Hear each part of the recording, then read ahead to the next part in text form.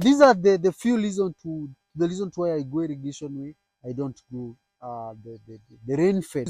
The small scale farmer is easily guided by the rainfall. It's raining. The small scale farmer goes to the farm, farms an acre or two, is unable to see. The small scale farmer never knows or doesn't know when it's good to farm and when it's good not to farm. Know when to farm and know when not to farm. On the onset of every season, that's an alarm call to all farmers.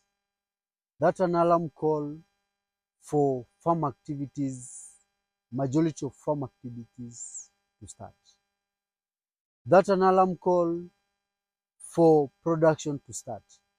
And in this case, majority of the farmers runs to the farm, they buy seeds, they buy fertilizers, they buy everything they need for them to start their production.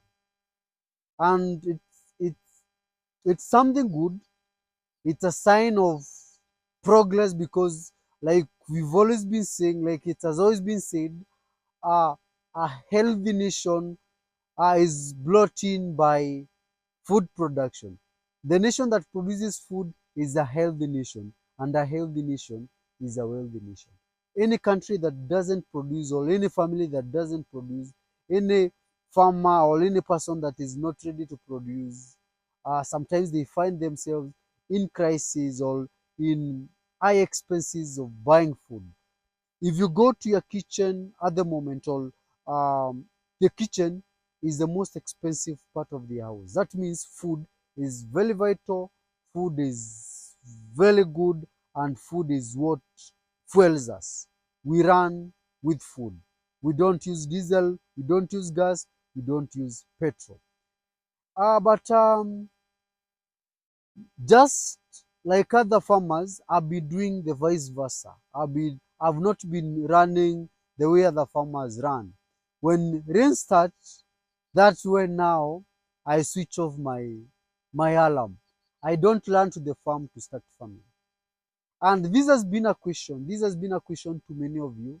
Many of you have been asking, Fred, why are you not farming at this point? And we've all gone to the farm.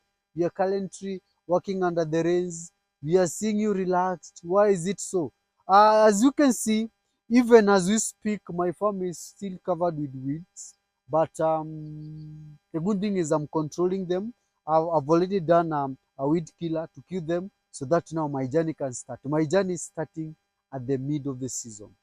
And because of so many questions from you, I think it is a time I share with you the tips, the reason why I don't farm when the season starts, the reason why I don't farm with rain.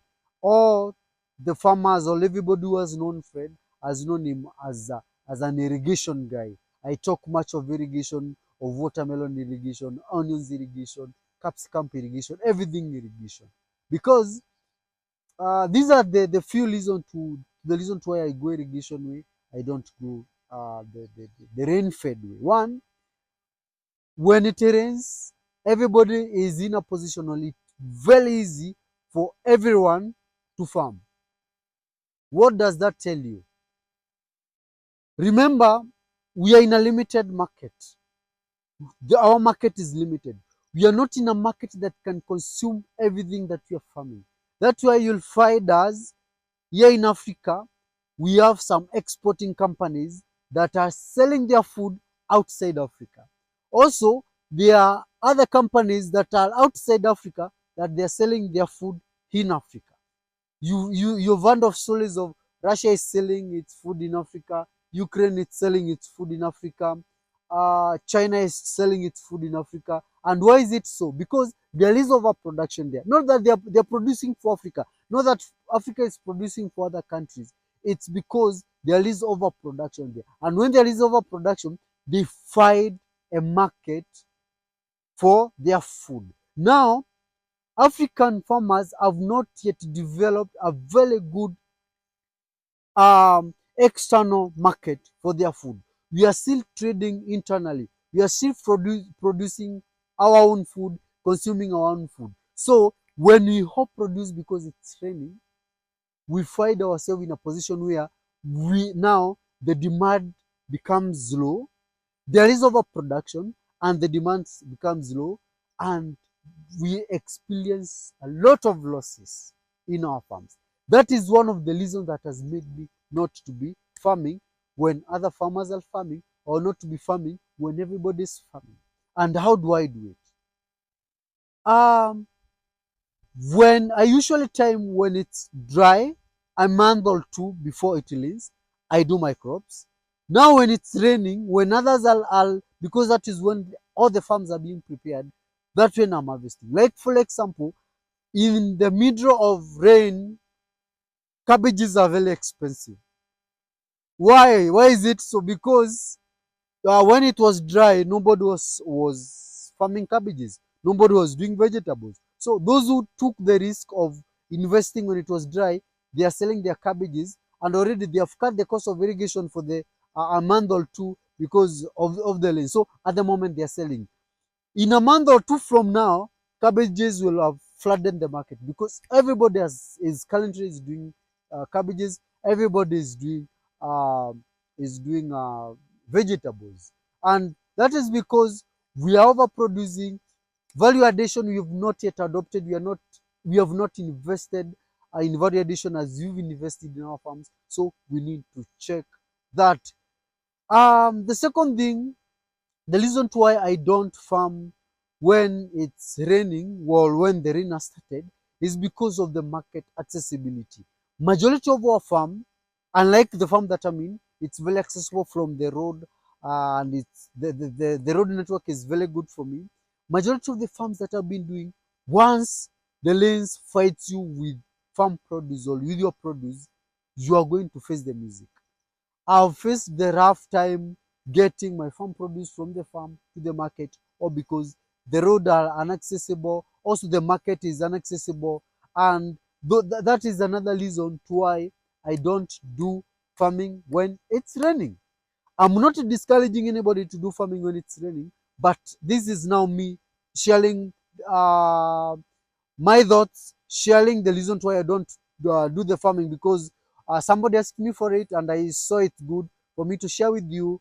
If you get two things or two to three things that you can borrow from me, you can also do it. But it's always good to farm. If you can be able to do the value addition, if you can be able to store your food, if you can be able to keep your food for long, farm, store them, wait until the market stabilizes and sell them. Also, I know you are going to ask me, what about farm produce like onions, which can be stored, or the butternut, which can be stored? Why can't you farm them during the rains, then you store them? Another big challenge now with the rains is drying this farm produce. You need a dryer, like for onions, like for beans, like for maize. If you do them when it's raining, you'll find yourself in a position where you cannot dry your farm produce, and unless now you get machineries, you have a well equipped or a modern value addition unit where you can dry your farm produce, store them, and sell them in future. So that is another reason, market accessibility and the road network, to the reason why I don't farm when it's raining. And also, talking of the market, also there is low or no competition when it comes to the market. All the farm produces lowers, because you'll find that there is a lot of supplement. You'll find people who used to take this type of food have a lot of supplement in their farms. There is a lot of vegetables that is growing in their farm, so they reduce the uptake of a certain food product. You find people who have been buying the bulb onion cannot buy the bulb onion anymore because the spring onion are doing very well under the rains that they have done in their kitchen garden, that they have done in their farm. So the competition in the market becomes lower. That means the cash flow, or the returns to the farmer becomes low. Remember, we are in this for business. We are not in this because we have a farm. We are not in this because we have capital. We are not in this because we are farmers. We are in this because we are in business. So taking a break, a month or two, for you to set up your everything, for you to make sure you're planning well, for you to make sure everything is running as required, is not an injury to you. An injury is when you farm and you're unable to sell that farm produce. That's the biggest injury. It can cripple you, it can make you not to go back to farming again, and it can discourage you from going back to the farm. So how do we do it? We do a good timing.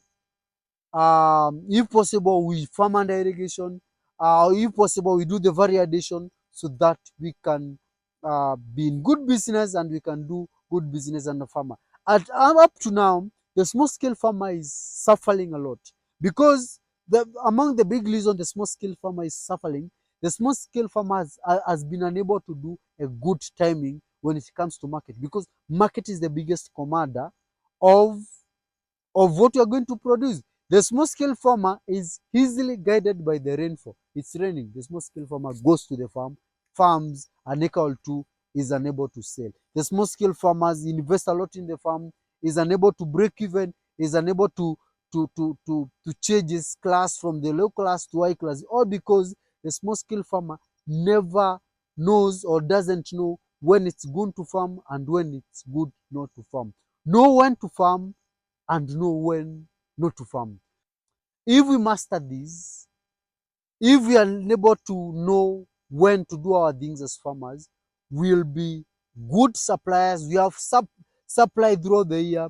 We'll have good farming techniques throughout the year and make money out of farming. Making money out of farming is not just running to the farm and farming because it's raining. It's planning and farming because you know where to sell and when to sell your farm produce. Remember, I've always been telling you, and I will continue reminding you, that farm what you can easily sell.